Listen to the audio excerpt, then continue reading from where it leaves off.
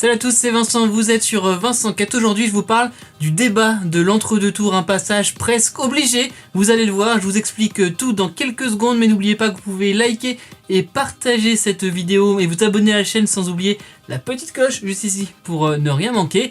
Nous sommes à J-7 du second tour de la présidentielle. Bienvenue dans Objectif 2022, merci d'être sur Vincent Cat.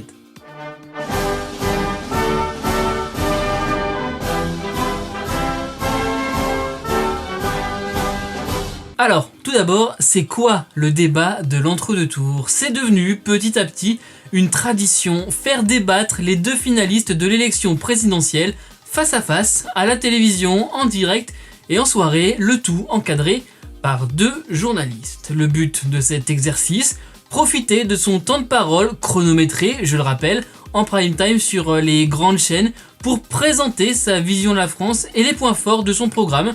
Il faut continuer d'intéresser les personnes qui ont déjà voté pour soi au premier tour, tout en séduisant ceux qui pourraient voter pour soi au second tour. On est donc clairement sur un jeu d'équilibriste et la corde est vraiment pas large. En gros, une tradition forte en symbolique qui ne fait pas forcément gagner des points dans les sondages, mais qui peut, attention, en faire perdre. La première édition remonte à 1974 entre Valéry Giscard d'Estaing et François Mitterrand. Ensuite, même affiche en 1981. En 88, le président sortant Mitterrand affronte Jacques Chirac.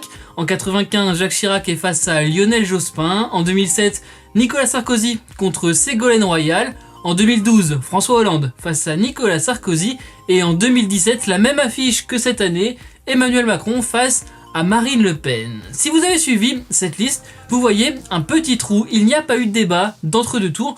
En 2002, l'affiche du second tour cette année-là avait surpris, étonné, choqué parfois même Jacques Chirac face à Jean-Marie Le Pen. Et le président sortant, on était en 2002 donc, avait refusé de débattre avec le candidat d'extrême droite. C'est d'ailleurs la seule fois que ce débat d'entre-deux tours n'a pas eu lieu depuis qu'il existe. Ce qui me permet de préciser que ce débat n'est pas obligatoire dans la campagne pour le second tour de la présidentielle. C'est plus une tradition républicaine, on va dire, instituée depuis 1974. Le débat de l'entre-deux tours reste avant tout une émission de télévision et là je vous donne un peu mon avis sur les trois débats que j'ai connus en tant que fan un peu du monde de la télé. C'est de plus en plus une émission de télévision, les règles sont ultra strictes pour filmer. En fait, le réalisateur n'a quasiment aucune marge de manœuvre. Il est d'ailleurs surveillé dans son travail par des personnes choisies par les deux candidats. Et vous voyez globalement en gros à l'image un plan serré et un gros plan pour chaque candidat, pas plus. Jusqu'en 2017, les plans de coupe étaient interdits. En clair, quand un candidat parle, on le voit et on ne voit que lui. Avec le débat de 2017, les plans de coupe ont été autorisés. On pouvait donc voir la réaction de l'autre candidat à la phrase, la proposition, parfois choquante, de son adversaire. Un autre élément, sur le débat de 2017, il y avait 14 caméras et c'est juste énorme quand on parle de production à la télévision. Quant aux présentateurs, et je dirais plutôt modérateurs, ils sont là pour modérer. Leur rôle se limite vraiment à faire aborder certains sujets par les candidats et leur faire respecter le temps de parole, ce qui est assez compliqué, on le voit dans de nombreux débats.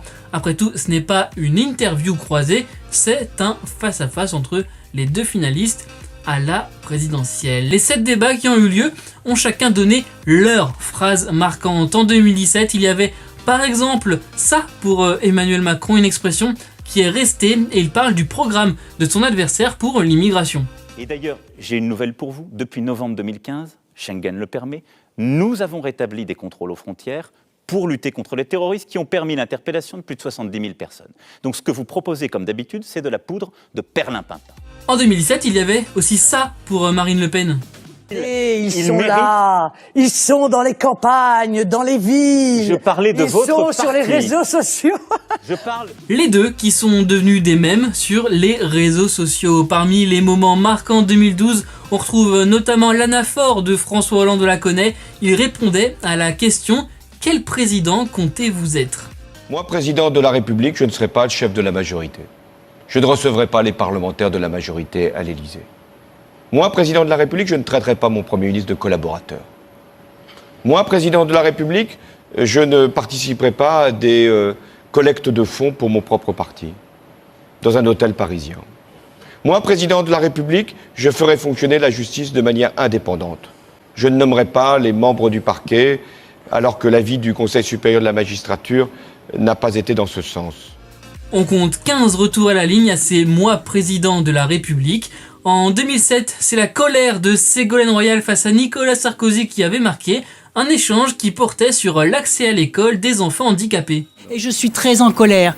Et les parents et les familles qui vous en... Calmez-vous. Et les parents... Non, je ne me calmerai ne montrez pas du doigt avec cet index pointé, parce que franchement... Non, je ne me calmerai pas.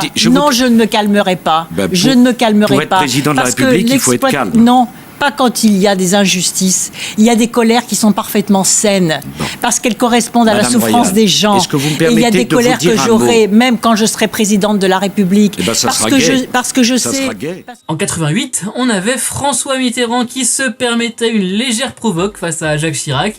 Mitterrand était président, Chirac Premier ministre. Le débat dure depuis une demi-heure et Mitterrand appelle souvent Chirac « Monsieur le Premier ministre ». Écoutez. Permettez-moi juste de vous dire que ce soir, je ne suis pas le Premier ministre et vous n'êtes pas le Président de la République. Nous sommes deux candidats à égalité et qui se soumettent au jugement des Français, seul qui compte. Vous me permettrez donc de vous appeler Monsieur Mitterrand. Mais vous avez tout à fait raison, Monsieur le Premier ministre. Ou encore, et c'est le dernier extrait, Valéry Giscard d'Estaing qui nous parle avec le cœur en 74 pour le premier débat. D'abord, je vais vous dire quelque chose, je trouve toujours choquant et blessant de s'arroger le monopole du cœur. Vous n'avez pas, Monsieur Mitterrand, le monopole du cœur, vous ne l'avez pas. J'ai un cœur comme le vôtre qui bat sa cadence et qui est le mien. Vous n'avez pas le monopole du cœur. Voilà pour ces extraits. Cette année, le débat d'entre-deux tours aura lieu le mercredi 20 avril à 21h, soit J-4 avant le second tour diffusé en direct sur 6 chaînes au moins, TF1 et France 2, mais aussi BFM TV, CNews, LCI et France Info. Gilles Boulot et Léa Salamé animeront ce débat. Alors, comment sont choisis les présentateurs ? TF1 et France 2 donnent un duo. Les candidats peuvent récuser certains journalistes, c'est-à-dire refuser à ce qu'ils présentent cette émission. En 2017, cela avait posé quelques problèmes entre la parité et les journalistes refusés par les candidats. C'est aussi une autre question de démocratie, on l'a vu notamment sur Twitter ces derniers jours.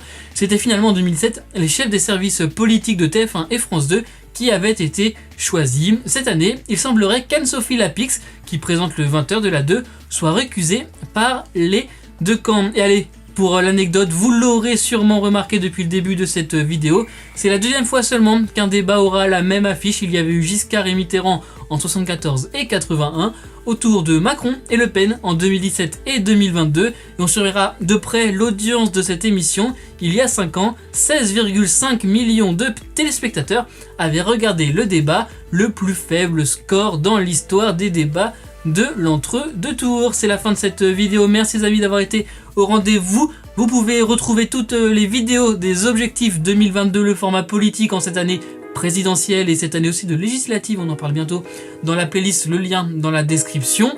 On s'abonne, on like, on partage. Je vous retrouve chaque semaine avec des vidéos inédites. J'espère que vous serez là. Sur les réseaux sociaux, c'est @VincentQuête, on se parle quand vous voulez. Surtout, n'oubliez pas, soyez heureux, restez curieux.